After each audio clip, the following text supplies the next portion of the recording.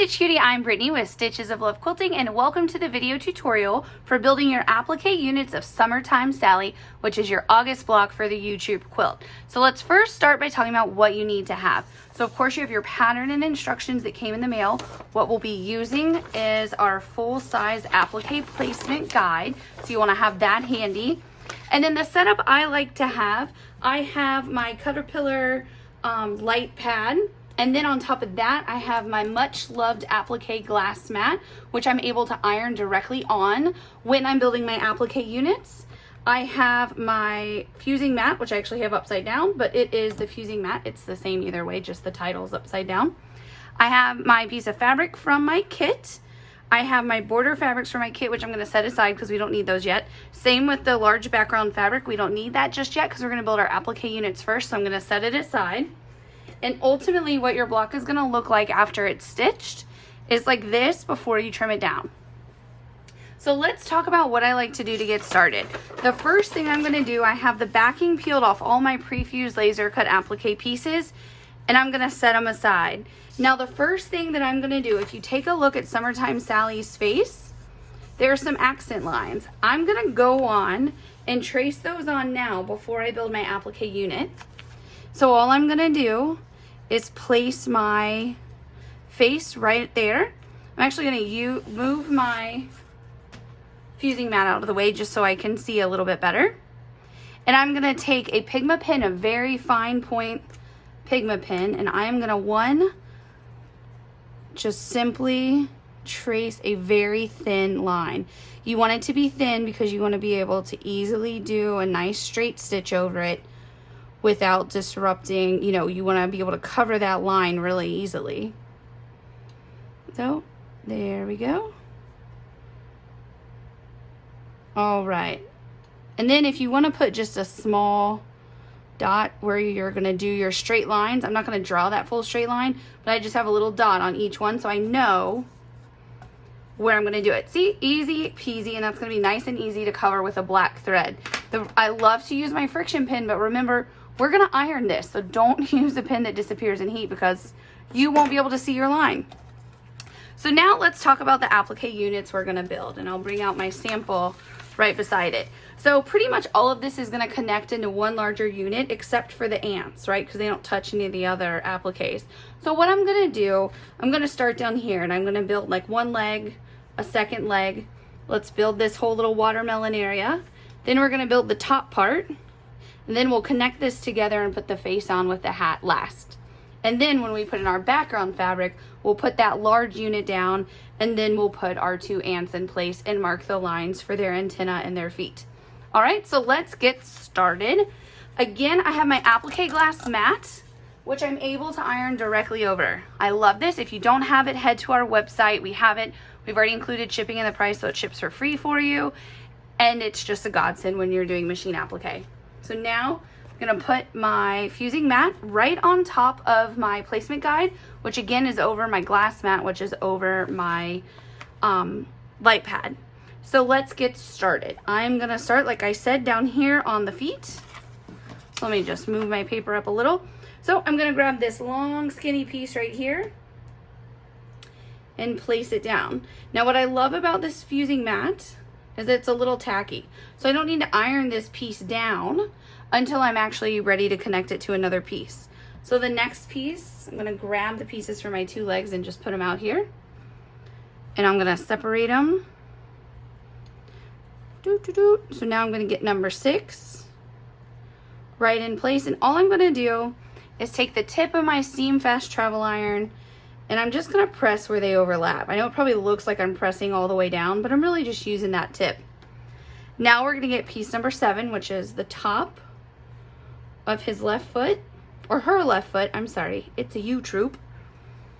Fun fact, I didn't know until recently, ewe means a female sheep. I thought they could be boys or girls, but fun little fact I didn't know. Then I'm gonna take piece number 8, and then again, I'm just going to give it a little press where it overlaps, and it's going to look like, there we go. Now let's jump over here. We have pieces 9, 10, and 11. We're going to build this applique unit right here. Now, the reason I love building an applique unit is because it ensures accuracy. If I goof, I'm gonna goof on my applique pressing sheet, and I'll be able to fix it before I get it on my final fabric, right? And then this piece, number 11, right here, we're just gonna put it right in place. There we go. And again, give it a little tap. Now, you don't want to, with the glass mat, ever leave your iron down for like minutes at a time or anything like that. It's safe to iron on for building applique units. It's just so awesome to use. So now that these little legs are built, I'm just gonna come up here and build my popsicles. So you do the same thing. I'm gonna get the 2 popsicle sticks, put those right in place, piece number 12 and 14. And then when it comes to the 2 yellow pieces, you want to make sure that you put those down in the right order. So let me grab those. So we're going to put piece number 13 down. And then we're going to put piece number, I put that. Let me just give those a little tap just for a brief second. And now we'll put this right in place. And you'll see that it does just ever so slightly overlap.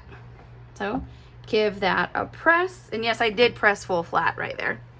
Now we see that we have 2 arms, number 16 and 17. So we're gonna put those in place right here. So piece number 17, piece number 16, and I'm just gonna iron right on top where that overlaps. Now we're gonna get piece number 18, which is this large white piece. See how fast this is? I love it. And now just make sure, feel with your fingers, make sure they're overlapping. And we're gonna press right there where those overlap, and right there where those overlap. Now, what I'm gonna do is move a little bit to the side, and we're gonna build this unit in just a moment. So now for this unit, you're gonna gather these 3 pieces. And what we're gonna do is put down our red piece in place, which is number 19. And just make sure you have that in place. And now we're gonna put down piece number 20. And you'll notice that these do not overlap. They get really close to overlapping, but not quite. Boop, boop, boop. And with a big piece like this, you just wanna make sure you have it in place all the way around. And then even though my fusing mat is kind of tacky, I am gonna give these just a really gentle, quick zap like that. Look, just like really barely. So that way when I'm placing this in place, I don't have to worry about those wiggling. And so all you're gonna do right here is put this in place. And this is easy to place even if you don't have a light box, because it's gonna line up perfectly on the edge all the way around, and it's gonna cover that seam. So there we go. Just wiggle it a little bit right here. There we go. Was that easy or what to put in place? So now I am gonna go flat with my iron, because there's just so many little pokies, you might as well go flat, right? All right, and now if you want, before we put all these units together, I'm just gonna move this a little bit. I'm just gonna connect the hat and my face together. Why not? And that way I have the fewest number of units or pieces that are loose. And get this guy right in place. There we go. And again, just tap where they overlap. All right, so now what we're gonna do is connect it. So what I'm gonna do is peel this piece up. I'm gonna peel this piece up. And actually, I'm just gonna realign the top and bottom, because if you remember, when I built those units, I didn't move my placement guide. So I should be able to pretty much line that right back up. And so what we'll do, so remember this is piece 18, the white, and then the red is 19, so we know that we're ready and safe to overlap right here. You're just gonna feel with your fingers, make sure it's overlapping up here all the way across, and then make sure your legs are tucked. Let's give that a little press. All right, and then now all we have to do is put our face right here in the center. And I know you might not be able to see through on mine, but I can see my lines of my ears and my hat. but you'll be able to see through on yours. So let's just get this little guy right in place. Almost. Let's wiggle him just a little. There we go. And then I'm going to secure that. So see how easy that was? Just in a matter of minutes, I've built one full unit. Now, you can put your black seeds on now, or you can do it once we have it on the fabric. Either way, I'm just going to go on and do it right now because, again, the fewest number of pieces that I have to put, the better. And so I'm just going to take a little peek underneath because it is a little hard to see through that red. But I know there's about 2 right here. Oh, look, that stuck to my finger.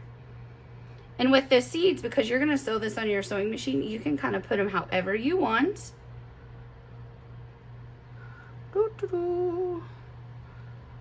Super cute. You could even line them up around the edge. So with the seeds, you can get creative, or you can just truly follow your placement guide.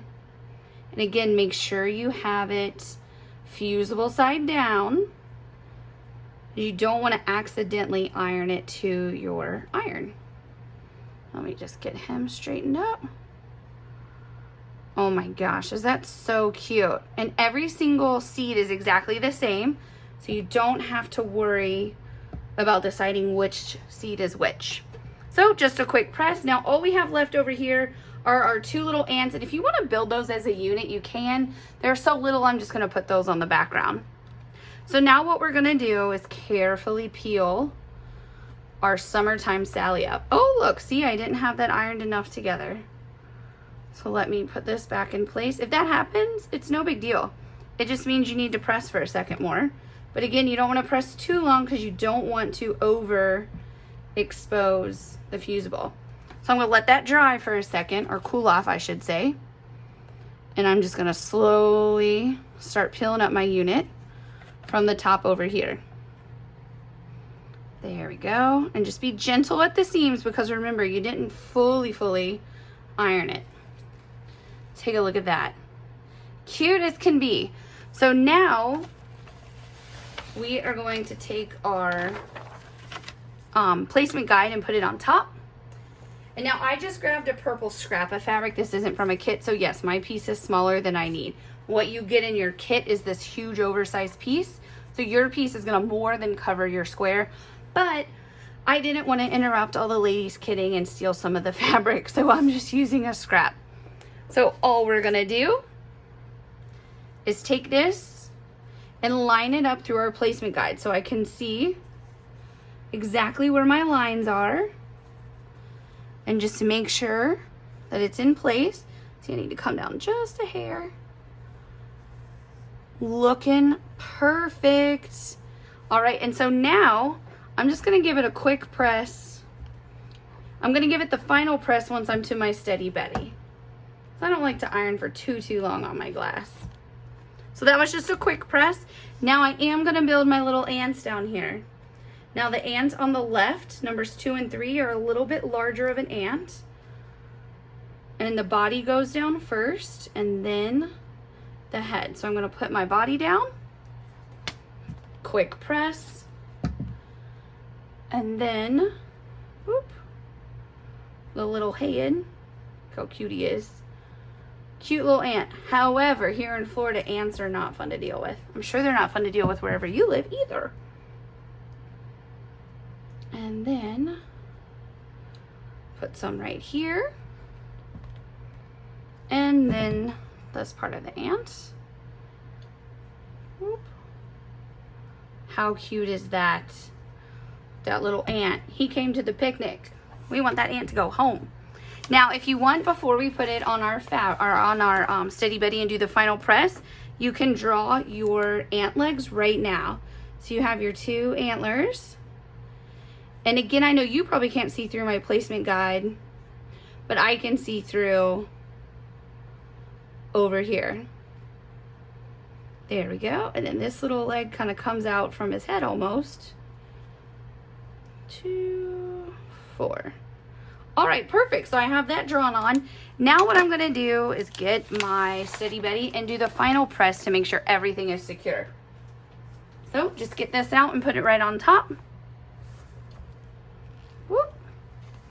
All right, and now I like doing the final press on the Steady Betty because it just, you know, it absorbs the pieces. It just really gets it ironed on nice. I'm not dragging my iron because if you do that, you could accidentally move a piece or bend the edge of a piece, and you just don't want to do that.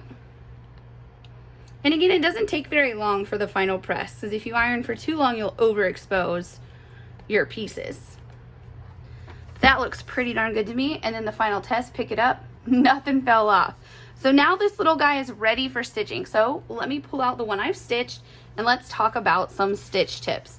So for the stitch size on this, on my machine, I did a 2.5 by 2.5 for the width and the bite in and the width between the stitches, except for, I took that down to a smaller size down here on the green piece number 1. I took it down to, I believe, a 2 for the bite in.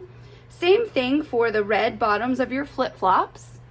And then the popsicle sticks, I took it down to a smaller size. Everywhere else I was able to use, oh, and also for the seeds. And then you'll notice right here on the inside part of this watermelon, the lime green color, we did a straight stitch on all of these little jut outs, right? And then you just do one time around this green as a buttonhole stitch on the outer. So it really secures it in place. For the red right here, you only stitch across the top. And then for right here, I just went back over with a nice triple stitch to do the really good accent here. So I think it's a really fun stitch this month. It's just so cute. Mom saw me filming this earlier and told me this is her favorite block. I didn't know that. And I think it's because she likes popsicles. Yep, those are always good. And again, I'm gonna be at her house after work to play. We're actually sewing something for fun. And well, outside of this is fun, but another project at home that has nothing to do with work. And I'm hoping she has popsicles for me. I'm never too old to go to Mom's house and get some treats. So you can carry on to the next tutorial, which is going to show you how to trim down this block and sew on your borders. Again, all your instructions are here in your pattern. So I hope you've had lots of fun in this tutorial. Thanks for tuning in. And as always, thank you for being a member of the Ewe Troupe Block of the Month. Happy stitching!